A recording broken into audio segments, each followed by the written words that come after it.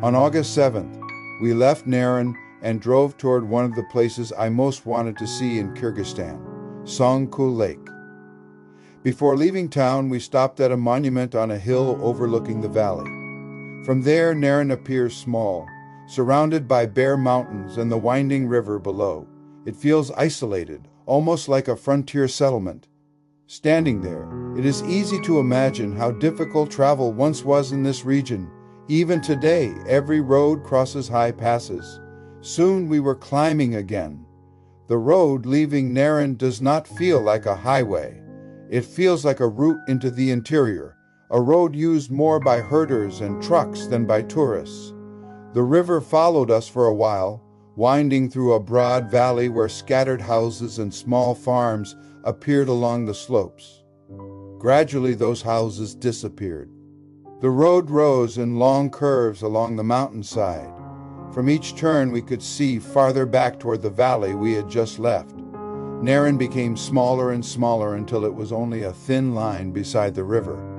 As we gained altitude, the vegetation changed. The grass grew shorter, and the colors faded from green to yellow-brown. Trees were already rare here, and soon there were none at all. The wind grew stronger, moving constantly across the open slopes. At this height, the land begins to look different. There are no forests, no fences, and almost no cultivated fields. Instead, there is only open grazing land stretching to distant ridges. Occasionally, we passed riders on horseback, moving slowly across the hills, and herds of sheep scattered across the pasture. The road itself became rougher. In places, it was only packed earth and gravel. Dust rose behind passing vehicles and quickly disappeared into the wide sky. It was clear this was not a place of permanent settlement. This was seasonal land. Every so often we saw yurts, white circles standing alone in the distance. From far away they looked small, but they marked the presence of families living here during the summer months. These high pastures are called the Jailu, and for the Kyrgyz they are not unusual or remote. They are part of a yearly cycle of life. The higher we climbed, the more the world simplified. Fewer buildings, fewer roads, fewer signs of modern life. Even sounds changed. The background noise of towns and traffic disappeared, replaced by wind and the distant bells of grazing animals. We crossed a high pass, and beyond it, the land opened even more widely. The mountains were no longer steep walls, but rolling horizons. The sky felt enormous, and distances were difficult to judge. You could see far in every direction, yet there was almost nothing to interrupt the view. We were entering the high plateau. Then, without warning, the plateau opened. We had reached Song-Kul. Song-Kul Lake lies high in the mountains at over 3,000 meters above sea level. Unlike Istiklal, there are no towns and almost no permanent buildings. In summer, only herding families live here, bringing their animals to the Jailu, the seasonal high pastures. My wife was especially struck by the openness. In Japan, the mountains are steep and forested, and space always feels enclosed. Here the land stretches endlessly in every direction. No buildings, no fences, almost no roads. Only sky, grass, and horizon.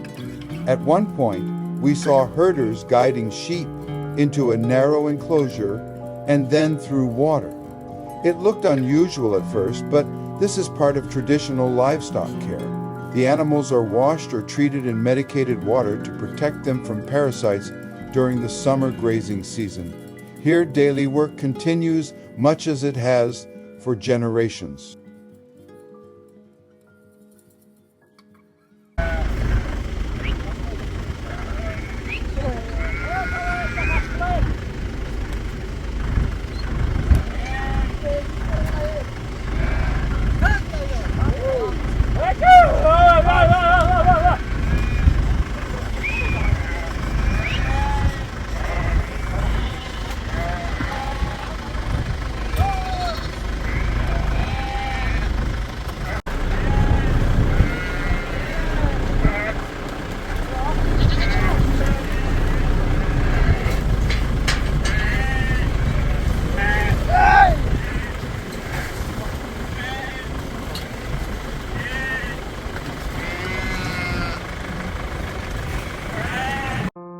had planned to spend the night in a yurt camp beside the lake, but the plateau is vast and the roads are unmarked. As the afternoon passed, we realized we could not locate the camp we had booked online. With daylight fading and no reliable directions, we decided not to risk driving unfamiliar mountain tracks in the dark. So instead of staying overnight, we turned back. We crossed the high passes again and continued all the way to Bishkek in a single day. The long drive back felt almost surreal after the stillness of the plateau. Looking back on the journey, Kyrgyzstan revealed itself through altitude. Each day we climbed higher and the country changed. From city streets to canyon, from forest valley to open steppe, and finally to high pasture. The country has few grand monuments, but the landscape itself becomes the monument. By evening, we were back in the capital.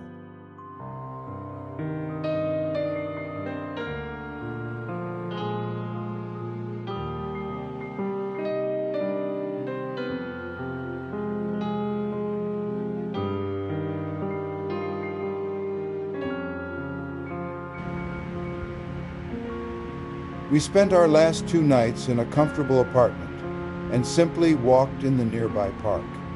After days of mountain silence, the sounds of the city felt gentle and familiar.